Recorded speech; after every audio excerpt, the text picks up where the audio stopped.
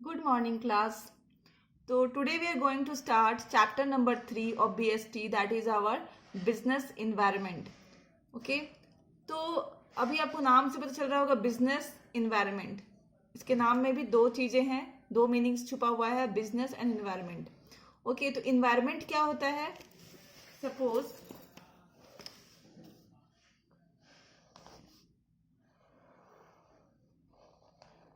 this is a society. What is this? This is a society where business exists. Okay, and this is business. This is business, and this portion is called environment. This portion is called environment. Okay, this is called environment. Okay, तो whole person is called society and आपको पता है society के अंदर क्या होता है, business exist करता है. और ये जो आप इधर के जो पार्ट्स देख रहे हैं, बिजनेस के जो आसपास के पार्ट्स देख रहे हैं, उसको क्या बोलते हैं हम? इन्वायरमेंट. तो आप इन्वायरमेंट समझते हैं, इन्वायरमेंट तो पढ़े भी है. इन्वायरमेंट क्या होता है? सराउंडिंग्स, जिससे हम सराउंडेड होते हैं. जैसे आप नॉर्मल लाइफ में देख लीजिए, हमारा जो घर है उसके आसपास का जो भी चीजें हैं उसको क्या बोलते हैं? हम इन्वायरमेंट बोलते हैं. इन द सेम वे जहां बिजनेस ऑपरेट करता है उसके आसपास की जितनी भी चीजें हैं उसको हम क्या बोलते हैं? इन्वायरमेंट बोलते हैं. And this is business.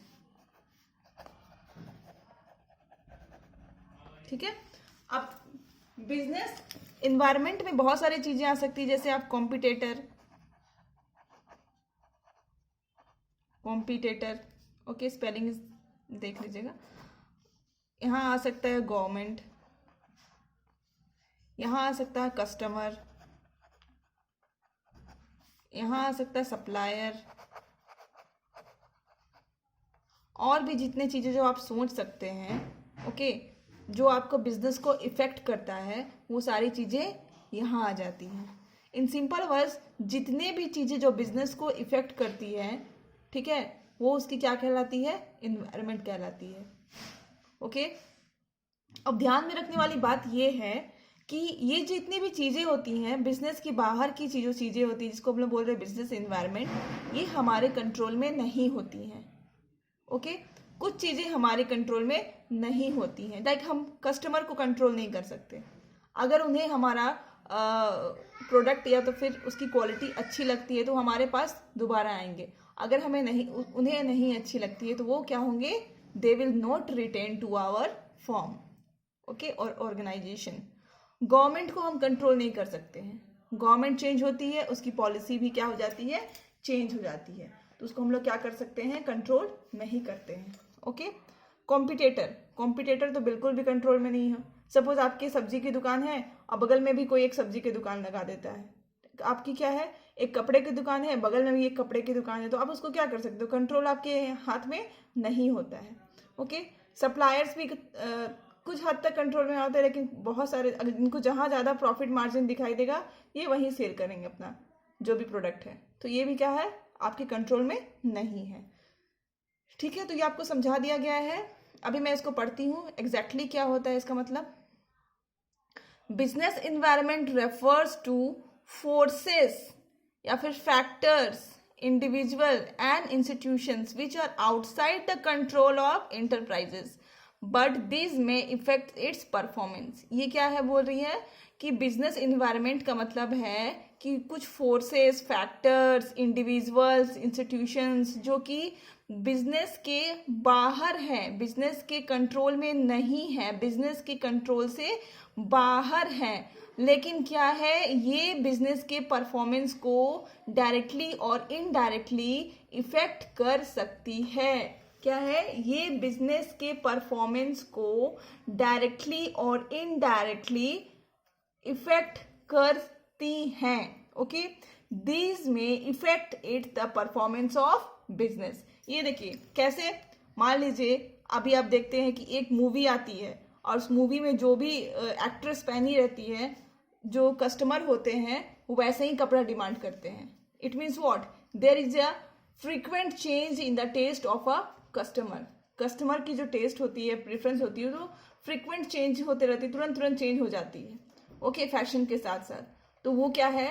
अब आप कस्टमर को ओल्ड फैशन के कपड़े नहीं बेच सकते हैं, आप रिटेन नहीं करते हैं कस्टमर को, ठीक है। तो वो क्या होती है, अगर आप अपने आप को अपडेट किए हुए हैं तभी आपके पास कस्टमर आएगी, वरना आपके पास कस्टमर नहीं आएंगी।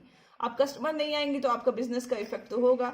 इसीलिए कहा गया है कि ये जितने भी फैक्टर्स एंड फोर्सेस हैं वो क्या होता है, आपके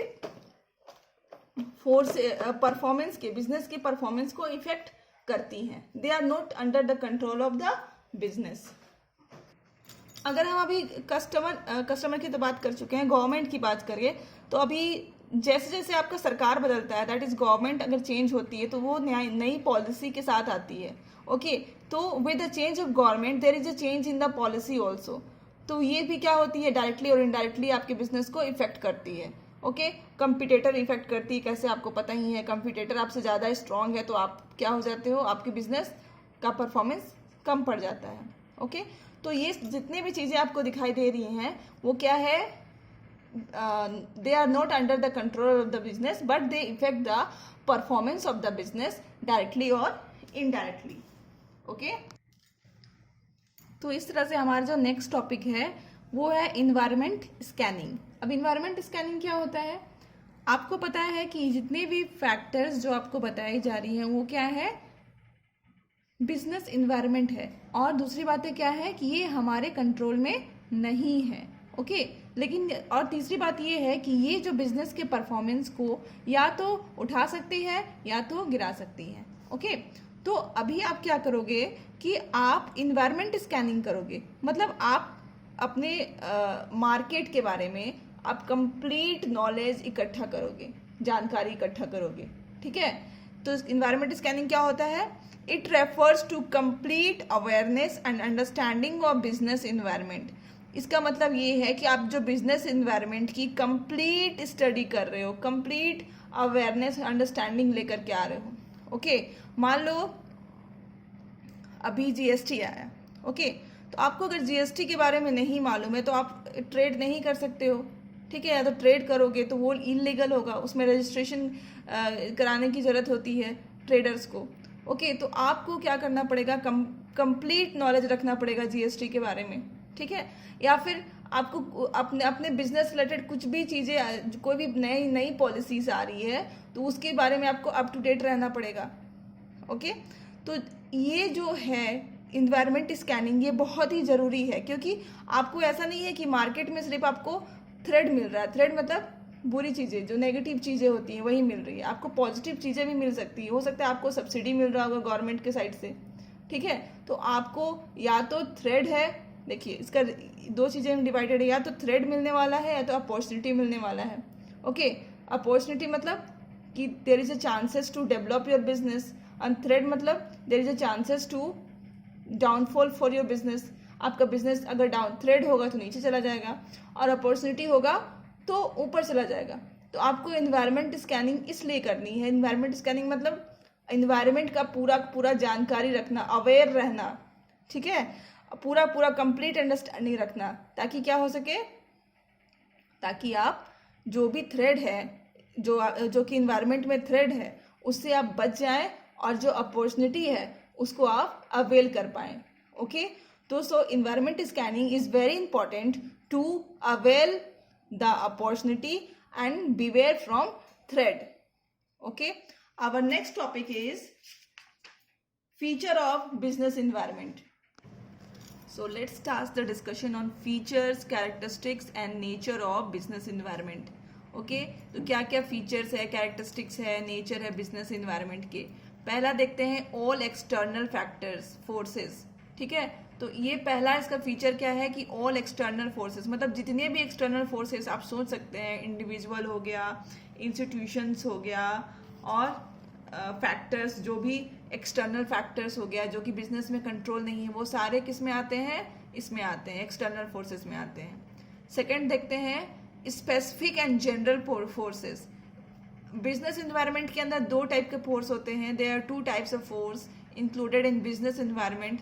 first is specific and second is general force. अब दोनों में डिफरेंस क्या है, जो स्पेसिफिक है वो डायरेक्टली एंड इमीडिएटली इफेक्ट करते हैं बिजनेस को, मतलब डायरेक्टली मतलब तुरंत, इमीडिएटली मतलब तुरंत, और डायरेक्टली मतलब डायरेक्टली। ओके, डायरेक्टली बिजनेस को क्या करते हैं, इफेक्ट करते हैं। ठीक है, जैसे आपका हो गया, मैंने एग्जांपल लिखा है सप्लायर्स, इन्वेस्टर्स, कस्टमर। मान लो अगर कस्टमर आपका सामान खरीदना छोड़ दे या फिर सप्लायर्स आपको सप्लाई देना ही छोड़ दे, वो क्या हो गया, डायरेक्टली आपका जो बिजनेस को वो लोग क्या कर रहे हैं, इफेक्ट पहुंचाते हैं।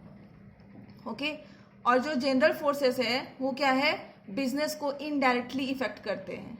ठीक है, उसको पता नहीं चलता है कि बिजनेस को अभी ये कब इफेक्ट करने वाले हैं, बट वो क्या होगा, इनडायरेक्टली इफेक्ट करेंगे। लाइक सोशल हो गया, सोसाइटी जो हमारा है, ठीक है, पॉलिटिक्स हो गया, लीगल, टेक्नोलॉजी, जैसे टेक्नोलॉजी जैसे ही अपग्रेड होता है, क्या होता है, जो पुरानी चीज़ों का जो मांग है वो क्या हो जाता है, बंद हो जाता है या तो फिर कम हो जाता है।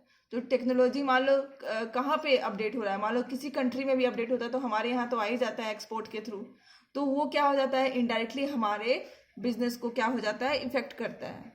इंटर रिलेशन मतलब होता है कि जितने भी फैक्टर्स एंड फोर्सेस हैं वो क्या है, एक दूसरे से इंटर रिलेटेड होते हैं। एग्जाम्पल है कि अगर जो हमारा यूथ है, अगर उनको वेस्टर्न कल्चर ज़्यादा पसंद आ जाएगा तो क्या हो जाएगा कि फास्ट फूड की डिमांड बढ़ जाएगी, वेस्टर्न क्लोथ्स की डिमांड बढ़ जाएगी, and so on. Okay, uncertainty मतलब होता है कि आप जो बिजनेस इन्वायरमेंट कैसा होना है वो उसको प्रिडिक्ट करना बहुत ही डिफिकल्ट है। मतलब आप क्या हो सकता है, बहुत टाइम्स आप गलत भी हो सकते हो कि बिजनेस इन्वायरमेंट ऐसा होना चाहिए। ठीक है, तो अनसर्टेनिटी मतलब होता है कि आप जो बिजनेस इन्वायरमेंट आगे जो फ्यूचर में होने वाला है उसको आप प्रिडिक्ट नहीं कर सकते, वो बहुत टाइम्स क्या हो जाएगा, रॉन्ग हो सकता है आपका प्रोडिक्शन। डायनेमिक मतलब होता है टाइम के साथ साथ जो बिजनेस इन्वायरमेंट क्या होते रहता है, चेंज होते जाता है। ठीक है, और बहुत ही फ्लेक्सिबल होता है। जैसे अभी जीएसटी आया तो जीएसटी को इंक्लूड हो गया। ठीक है, यहाँ पे और एक आप देख सकते हो कि अभी हमारे कंट्री में फ्लड आया था, फ्लड इन वेस्ट बंगाल। तो ऐसा नहीं है, उसका जो इफेक्ट था झारखंड में भी देखने को मिला। ठीक है, झारखंड में भी चीज़ें क्या हो गई, काफ़ी महंगी हो गई थी। ठीक है, कुछ चीज़ें क्योंकि सप्लाई वहाँ से भी आता था। तो ये क्या है, बिल्कुल कोई भी किसी को भी नहीं मालूम था कि जो वेस्ट बंगाल की फ्लड से ऐसी हालत होगी। इसीलिए क्या है, बिजनेस इन्वायरमेंट को प्रिडिक्ट करना बहुत ही अनसर्टन है, उसको हम लोग very difficult to predict the situation of business environment. And second है कि डायनेमिक है, वो बदलता रहता है। ओके, एंड 6 इज कॉम्प्लेक्स मतलब कि उसको उसको स्कैन करना, ठीक है, कि कैसा होगा बिजनेस, वो बहुत बहुत डिफिकल्ट काम है। ठीक है, और वो हमेशा चेंज होते रहता है, इसलिए एग्जैक्ट प्रिडिक्शन करना वो बहुत डिफिकल्ट काम है, वो बहुत ही कॉम्प्लेक्स है, क्योंकि आपका जो बिजनेस इन्वायरमेंट है वो बहुत सारे चीज़ों को लेकर के बिजनेस इन्वायरमेंट आप बनता है। ठीक है, तो आपको एग्जैक्टली प्रिडिक्ट करना बहुत ही डिफिकल्ट है किसी भी बिजनेस के लिए कि आगे का बिजनेस क्या होने वाला है। जैसे आपने जो भी शेयर्स बाजार जो देखते हैं, स्टॉक मार्केट जो आप देखते हैं, या फिर आप जो न्यूज़ लगातार देखते हैं, वो देखिएगा कि जो जैसे जैसे हमारे जो गवर्नमेंट प्राइम मिनिस्टर है मोदी जी जैसे जैसे अनाउंसमेंट करते थे, उसके दूसरे दिन आप शेयर बाजार में या तो स्टॉक मार्केट में उसी तरह से उछाल देखते थे। ठीक है, या तो उसका जो चेंज होता था शेयर मार्केट, वो मोदी जी के जो अनाउंसमेंट पे ही बेस्ड होता था। Okay, then third is relativity मतलब होता है कि जो हमारा जो बिजनेस इन्वायरमेंट है वो हर जगह एक नहीं होता है। मतलब हर एक कंट्री टू कंट्री वो डिफर करता है, रीजन टू रीजन डिफर करता है। सोसाइटी, कल्चर, कस्टम्स, ट्रेडिशंस, ये सारी चीज़ों में डिपेंड करता है। इसीलिए जो हम लोग का बिजनेस इन्वायरमेंट है वो हर जगह एक नहीं हो सकता है, वो रिलेटिव रहता है, मतलब अलग अलग होता है हर एक जगह पे, हर एक कंट्री पे अलग होता है। यहाँ तक कि अगर आपका जोग्राफिकल रीजन भी चेंज हो रहा है तो भी वो क्या हो जाता है, चेंज हो जाता है। ठीक है, तो हमारा नेक्स्ट टॉपिक है importance of business environment. Business environment की क्या क्या इंपॉर्टेंस है वो हम लोग कब देखेंगे, नेक्स्ट वीडियो में देखेंगे। Till I am ending the video here only. Thank you and keep learning.